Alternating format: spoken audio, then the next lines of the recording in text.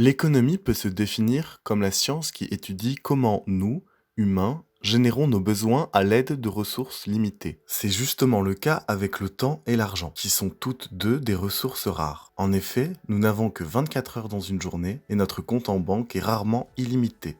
Ces deux ressources varient souvent ensemble au cours de notre vie. Généralement, nous avons peu d'argent quand nous sommes jeunes, puis au fil de notre vie active et de l'expérience, notre revenu augmente.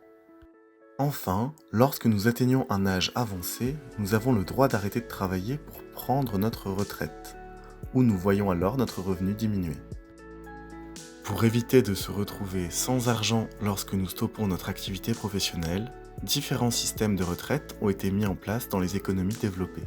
Il en existe deux grandes familles, la retraite par répartition et la retraite par capitalisation. Dans le premier système, les personnes actives cotisent pour payer les retraites des plus âgés. Chaque génération paye ainsi la retraite de la génération précédente. On retrouve ce système par répartition dans de nombreux pays, comme la France ou encore l'Espagne. Le second système, par capitalisation, est par contre un peu moins connu. Il est principalement utilisé dans les pays anglo-saxons, comme les États-Unis ou le Royaume-Uni.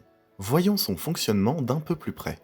Dans un système par capitalisation, chaque individu doit se constituer une épargne retraite suffisante. Il doit mettre chaque mois un peu d'argent de côté pour disposer d'un capital lui permettant de vivre une fois qu'il sera trop âgé pour travailler. L'argent épargné chaque mois est alors placé sur les marchés financiers afin de rapporter des intérêts et d'augmenter le capital total disponible. L'investissement de l'épargne retraite sur les marchés financiers joue un rôle central dans un système par capitalisation. Pour bien comprendre ce rôle central, comparons deux situations. Prenons Julia qui décide pour sa retraite d'épargner 1000 € par mois pendant 40 ans.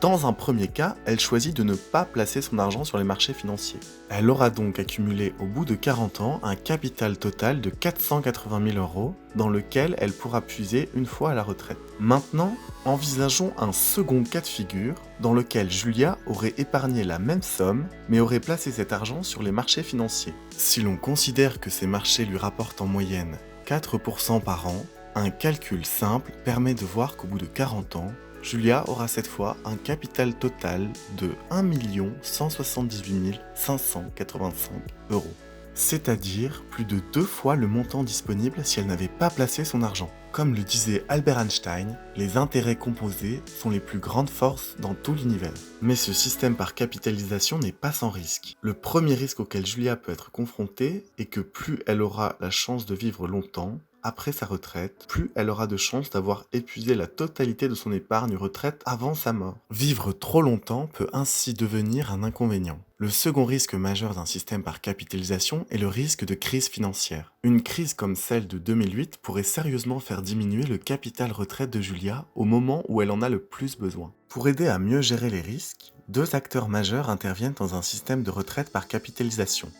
les fonds de pension et les gestionnaires d'actifs. Un fonds de pension est un organisme qui collecte automatiquement l'épargne retraite de ses membres pour la gérer. Le fonds place l'argent qu'il collecte sur les marchés financiers et verse chaque année une pension retraite à ses membres retraités. L'avantage d'un fonds de pension est que comme il dispose de plusieurs milliers de membres, cela lui permet de réduire le risque lié aux différences d'espérance de vie. Il lui suffit de prévoir ses cotisations et versements en fonction de l'espérance de vie moyenne des membres. En réalité, le fonds de pension ne place pas lui-même directement l'argent collecté.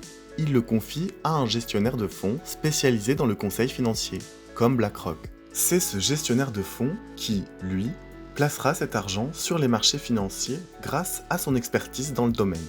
Pour gérer le risque de crise financière, les gestionnaires de fonds adaptent la prise de risque en fonction de l'âge moyen des salariés couverts. Plus les adhérents du fonds de pension sont proches de la retraite, plus le gestionnaire de fonds investira dans des actifs peu risqués, comme les obligations par exemple. A l'inverse, plus les adhérents sont jeunes, plus il pourra investir une part importante des cotisations récoltées dans des actifs plus risqués, comme les actions. Pour conclure, un système de retraite par capitalisation permet donc de mieux étaler ses revenus tout au long de sa vie et s'appuie pour cela sur de nombreux acteurs financiers.